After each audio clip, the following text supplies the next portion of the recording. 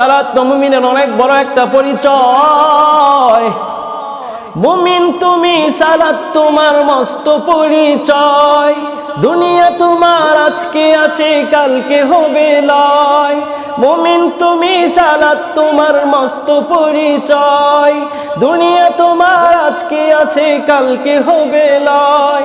বর্তমান সমাজে আমরা দেখব বিভিন্ন গ্রামে, বিভিন্ন অঞ্চলে, বিশেষ করে গ্রামে দেখা যায় মসজিদে মসজিদে এমন এমন ইমাম, এমন এমন মুয়াজ্জিন রেখে দিয়েছে যাদের কালেমার কোনো শুদ্ধতা নাই। বেশি এটা আমরা সবাই জানি যে ইসলামের কয়েকটি স্তম্ভ রয়েছে, ইসলামের কয়েকটি খুঁটি রয়েছে। তার মধ্যে প্রথম নাম্বার যেটা, সেটা হলো কালিমা। এই কালিমা পড়ার মাধ্যমে মানুষ বিধর্মী থেকে ইসলাম ধর্মে প্রবেশ করে। এই কালিমা পড়ার মাধ্যমে মানুষ ঈমানকে গ্রহণ করে, কোরআনকে সত্য বলে মানে, আল্লাহকে সত্য বলে মানে এই কালিমার মাধ্যমে। তো একটা মানুষ যখন সর্বপ্রথম কালিমা পড়লো, কালিমা পড়ে একজন বিধর্মী মানুষ সর্বপ্রথম যখন কালিমা পড়ে ইসলাম ধর্ম গ্রহণ করলো, যখন সে মুসলমান হলো, তারপরে তার উপর একটা গুরুতর দায়িত্ব যেটা, সেটা হলো দ্বিতীয় নাম্বার স্তরে যেটা আছে, সেটা হলো নামাজ। নামাজকে অত্যন্ত গুরুত্বপূর্ণ ইবাদত হিসেবে দেওয়া হয়েছে। ইসলাম ধর্ম একটা মানুষ গ্রহণ করলো, করার পরেই তাকে নামাজ সম্পর্কে জানানোর কথা বলা হয়েছে, তাকে নামাজ শেখানোর কথা বলা হয়েছে। ইসলাম ধর্ম গ্রহণ করছে, করার পরেই তার উপর দায়িত্ব হয়ে গেছে যে তুমি এখন নামাজ পড়া শুরু করে দাও। নামাজ এত গুরুত্বপূর্ণ ইবাদত, এত গুরুত্বপূর্ণ ইবাদত যে নামাজ ব্যাপারে আল্লাহ পাক রব্বুল আলামিন কোরআনুল কারীমে ৮২ জায়গায় আল্লাহ তাআলা বান্দাদেরকে নামাজ পড়ার আদেশ দিয়েছেন, নামাজ পড়ার হুকুম করেছেন। সম্মানিত উপস্থিতি, তো ইসলাম ধর্ম গ্রহণ করার পরে প্রথম ইবাদত যেটা, সেটাই হলো নামাজ সম্পর্কে জানা, নামাজ পড়া, নামাজ আদায় করা, সালাত আদায় করা। আল্লাহ তাআলা বলেন, ইয়া আইয়ুহাল্লাযীনা আমানুস্তাঈনু বিস-সাবরি ওয়াস-সালাহ।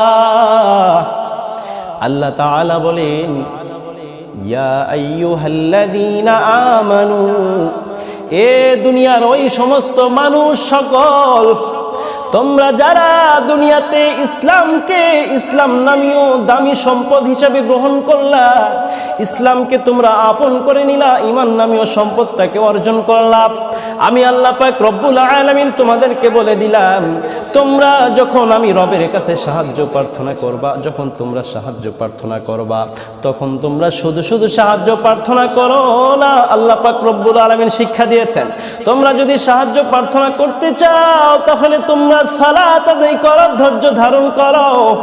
ইন্নাল্লাহা মা'আস সাবিরিন, আমি আল্লাহ পাক রব্বুল আলামিন অবশ্যই অবশ্যই ধৈর্য ধারণকারী বান্দার সাথে আছি। অবশ্যই অবশ্যই আল্লাহ পাক রব্বুল আলামিন ওই বান্দার সাথে থাকবেন যেই বান্দা সাহায্য প্রার্থনা করবে সালাত আদায়ের মাধ্যমে, যেই বান্দা রবের কাছে সাহায্য প্রার্থনা করবে, আল্লাহর কাছে চাইবে সালাত আদায়ের মাধ্যমে, ধৈর্য ধারণ করার মাধ্যমে। আল্লাহ পাক রব্বুল আলামিন এইরকম ভাবে সাহায্য প্রার্থনার রাস্তাও বলে দিয়েছেন। তাহলে আল্লাহ পাক রব্বুল আলামিন আমাদেরকে নামাজ পড়তে বলেছেন এবং কি নামাজের মাধ্যমে আল্লাহ তাআলার কাছে সাহায্য প্রার্থনা করার কথাও বলেছেন। সম্মানিত উপস্থিতি, শুধু তাই নয়, আল্লাহ তাআলা আরো বলেন, ইন্নাস সালাতা তানহা আনিল ফাহশাই ওয়াল মুনকার। ও দুনিয়ার ইমানদার, দুনিয়ার মধ্যে যখন তুমি একজন মুসলিম কালিমা পড়ার পরে ইসলাম নামীয় সম্পদটাকে অর্জন করলা, ইসলাম নামীয় সম্পদটা যখন গ্রহণ করলা, ভালো করে শুনে রাখো, তোমার পরে তারপরেই তোমার উপর নামাজ পড়া বাধ্যতামূলক হয়ে গেছে। শুধুমাত্র নামাজ পড়বা তাই নয়, আল্লাহ তাআলা বলেন তোমরা আমার কাছে সাহায্য প্রার্থনা করবা নামাজের মাধ্যমে। আল্লাহ তাআলা বলেন, নিশ্চয় এই নামাজই তোমাদেরকে গুনাহি, গোমরাহি, খারাপ, অপছন্দনীয় কাজ থেকে বিরত রাখবে। এই জন্য আল্লাহ তাআলা বলেন, ইন্নাস সালাতা তানহা আনিল ফাহশাই ওয়াল মুনকার। নামাজ এটা এমন দামি একটা সম্পদ, নামাজ এটা এমন দামি একটা জিনিস যে নামাজটা তোমাদেরকে খারাপ গুমরাহি কাজ থেকে বিরত রাখতেও সক্ষম। সম্মানিত উপস্থিতি, তো নামাজ এমন দামি একটা গুরুত্বপূর্ণ ইবাদত, এমন দামি একটা ইবাদত যে নামাজটা আপনাদেরকে খারাপ গোমরাহি কাজ থেকেও বিরত রাখতে পারে। এখন একদল ভাইরা বলবেন যে আমরা তো নামাজও পড়ি, গুনাহও করি। অনেকে তো দেখা যায় নামাজ পড়ে চুরি করে, অনেকে তো দেখা যায় নামাজের টাইমে নামাজ পড়তেছে, খারাপ কাজের সময় খারাপ কাজ করতেছে, জেনা করতেছে, নামাজ পড়তেছে ডাকাতি দিতেছে, নামাজ পড়তেছে মানুষের সম্পদ অন্যায় করে মেরে খাচ্ছে, নামাজ পড়তেছে মানুষের প্রতি জুলুম করতেছে। হাজার হাজার কোটি কোটি মানুষ ইবাদতের মধ্যে মশগুল আছে, নামাজের মধ্যে মশগুল আছে, পাশাপাশি মানুষের সাথে খারাপ আচরণও করে। তাহলে আল্লাহ পাক রব্বুল আলামিন এখানে যে বললেন নামাজ নিশ্চয়ই তোমাদেরকে এরকম ভাবে খারাপ গোমরাহি কাজ থেকে বিরত রাখবে, তাহলে তো হলো না। সম্মানিত উপস্থিতি, আল্লাহ পাক রব্বুল আলামিন যেহেতু বলেছেন যে ও ইমানদার মুসলমান, নিশ্চয়ই নামাজই তোমাদেরকে একমাত্র ইবাদত যেটা তোমাদেরকে খারাপ গোমরাহি কাজ থেকে বিরত রাখতে পারে। আর আমরা এখানে নামাজও পড়তেছি, খারাপ গোমরাহি কাজও করতেছি, আমাদের এই ফায়দাটা অর্জন হচ্ছে না। তার মানে আমাদের বুঝতে হবে আল্লাহ পাক রব্বুল আলামিন যেহেতু ঘোষণা দিয়েছেন, তার ঘোষণা কখনো মিথ্যা হতে পারে না। আমাদের কার্যক্রমের ক্ষেত্রে আমাদের কার্যক্রম ঠিকমতো আদায় হচ্ছে না। আমরা সালাত আদায় করতেছি, আমাদের সালাতের রুকুন ঠিকমতো আদায় হচ্ছে না। আমরা নামাজ পড়তেছি, আমাদের নামাজের মধ্যে আমাদের তেলাওয়াত শুদ্ধ হচ্ছে না। আমরা নামাজ পড়তেছি, হয়তো আমাদের ওযুটাই ঠিকমতো হয় নাই। আমরা নামাজ পড়তেছি, হয়তোবা আমাদের নামাজের মধ্যে নিয়তি ঠিক নাই। আমরা নামাজের মধ্যে শয়তানের ওয়াসওয়াসায় একদম নামাজের ভিতরে নামাজের কোনো মনোযোগী আমাদের ভিতরে নেই। স্বাভাবিক, এমনই তো হয়। সম্মানিত উপস্থিতি, তো নামাজ এমন ভাবে আদায় করা উচিত, নামাজ এমন ভাবে পড়া উচিত যেই নামাজ আল্লাহ পাক রব্বুল আলামিন আমাদের কবুল করবেন। আর নামাজটা যদি মালিকের দরবারে পছন্দনীয় হয়, অবশ্যই অবশ্যই এই নামাজের মাধ্যমে আমরা ওই ফায়দা অর্জন করতে পারবো যে ফায়দার কথা মালিক বলেছেন, ইন্নাস সালাতা তানহা আনিল ফাহশাই ওয়াল মুনকার। অবশ্যই অবশ্যই আমরা গুনাহ থেকে বিরত থাকতে পারবো যদি নামাজটা পরিপূর্ণভাবে আদায় করি। নামাজ পরিপূর্ণভাবে আদায় করাই তো মুমিনের কাজ। বর্তমান সমাজে আমরা দেখব বিভিন্ন গ্রামে, বিভিন্ন অঞ্চলে, বিশেষ করে গ্রামে দেখা যায় মসজিদে মসজিদে এমন এমন ইমাম, এমন এমন মুয়াজ্জিন রেখে দিয়েছে যাদের কালেমার কোনো শুদ্ধতা নাই, যাদের মুখের তেলাওয়াতের মধ্যে কোনো শুদ্ধতা নাই, অশুদ্ধ তেলাওয়াত করে। অথচ আমরা সবাই জানি নামাজের মধ্যে সর্বপ্রথম নামাজ ভঙ্গের কারণ যেটা হলো নামাজের মধ্যে কোরআন অশুদ্ধ পড়া। এই কোরআনটাই সর্বপ্রথম আমরা অশুদ্ধ পড়ি। আমরা তো প্রথম অবস্থাতেই আমাদের নামাজকে আমরা নষ্ট করে ফেললাম। তাহলে কেমনে বলেন বাজান এই নামাজের মাধ্যমে আমরা মালিকের ওই অফারটা অর্জন করতে পারি? ও ভাই, কান খুলে শুনে রাখেন, আপনাকে যদি জিজ্ঞাসা করা হয় আপনার মসজিদের মুয়াজ্জিনের হালত এমন কেন, আপনার মসজিদের ইমাম সাহেবের হালত এমন কেন, তার তো তেলাওয়াত শুদ্ধ নাই, জিজ্ঞেস করা হলে আপনি উত্তর দেন কি যে হুজুর অনেক দিন ধরে আছে, তারে কেমনে সরামু? বড় কষ্ট লাগে এমন কথা শুনে। কেমনে পারেন এমন কথা বলতে? যেই জায়গায় আপনি যার পিছনে নামাজ পড়লে, যারে নিয়ে আপনি নামাজ পড়াইলে আপনার নামাজ পুরোই বাতিল হয়ে যাচ্ছে, যে নামাজের মাধ্যমে আপনি কোনো ফায়দা অর্জন করতে পারছেন না, যে নামাজ পড়লেই আপনার নামাজ ভঙ্গ হয়ে যাচ্ছে। অশুদ্ধ তেলাওয়াতের পিছনে নামাজ পড়লে আপনার কেমনে নামাজ হবে?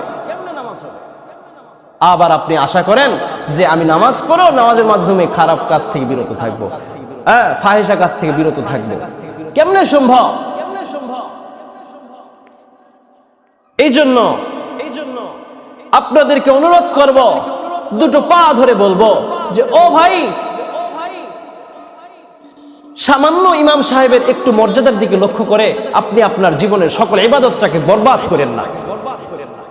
অনুরোধ করব, ইমাম সাহেবরে গিয়ে বুঝান আপনার তেলাওয়াতের মধ্যে অশুদ্ধতা আছে, আপনি পারলে তেলাওয়াত শুদ্ধ করেন, তারপরে এসে নামাজ পড়ান, আমরা কোনো কিছু করব না। বর্তমান যুগে বিভিন্ন জায়গায় অনেক ট্রেনিং সেন্টার আছে, অনেক তেলাওয়াতের মশক চলে অনেক জায়গায়, আপনি যান সেখানে তেলাওয়াত করেন, তেলাওয়াত শুদ্ধ করেন, আসেন, আমরা আপনার পিছনে নামাজ পড়ব।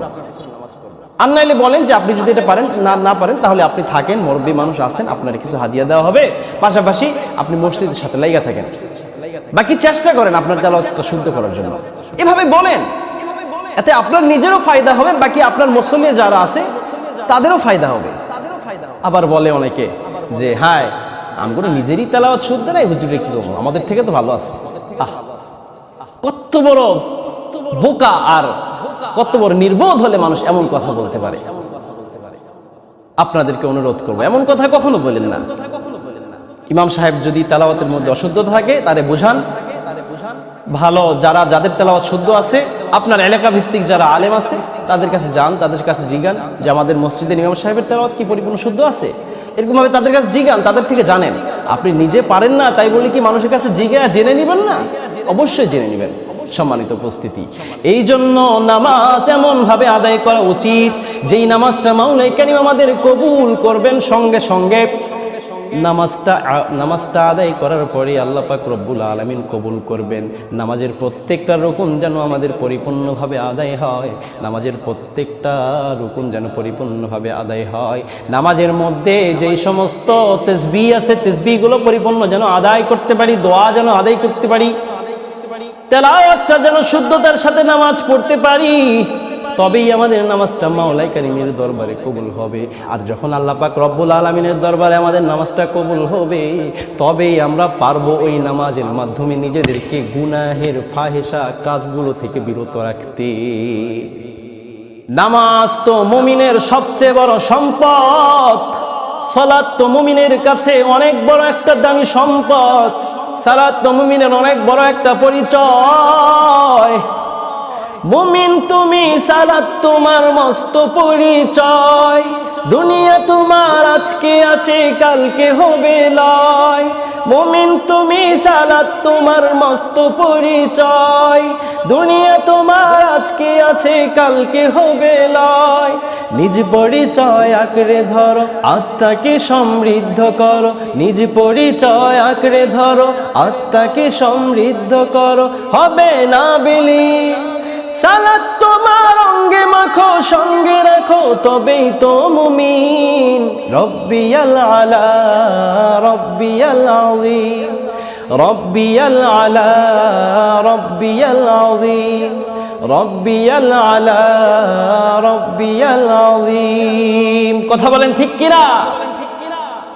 এই জন্য সালাত আমাদের পরিপূর্ণভাবে আদায় করতে হবে, সালাত থেকে কখনো পিছু হাঁটা যাবে না। দুনিয়ার মধ্যে অনেক ব্যস্ততা থাকবে, অনেক ব্যস্ততা আসবে, কাজের চাপ আসবে, কিন্তু হাজারো কাজের চাপের মধ্যে দিয়ে আমাদের সালাত আদায় করতে হবে। আপনার অনেক কাজ, অনেক পরিশ্রম, অনেক সময়ের সংকট, নামাজ পড়ার সময় পান না, ব্যস্ততার মাঝে জিগাইলেই বলেন হুজুর অনেক ব্যস্ততার মধ্যে আছি, কাজে নামাজ পড়ার সময় পাই না, আহা অনেক কষ্ট লাগে। সাহাবায়ে কেরাম রাদিয়াল্লাহু আনহুমদের নামাজের দিকে তাকাইলে, আমাদের দিকে তাকাইলে মনে হয় আমাদের এই ইবাদতটা কিছুই না। সাহাবায়ে কেরাম নামাজ পড়তেন, এমন মনোযোগ সহকারে নামাজ পড়তেন, তাদের নামাজের ভিতরে এত সুন্দর মুহাব্বত ভালোবাসা ছিল যেই নামাজের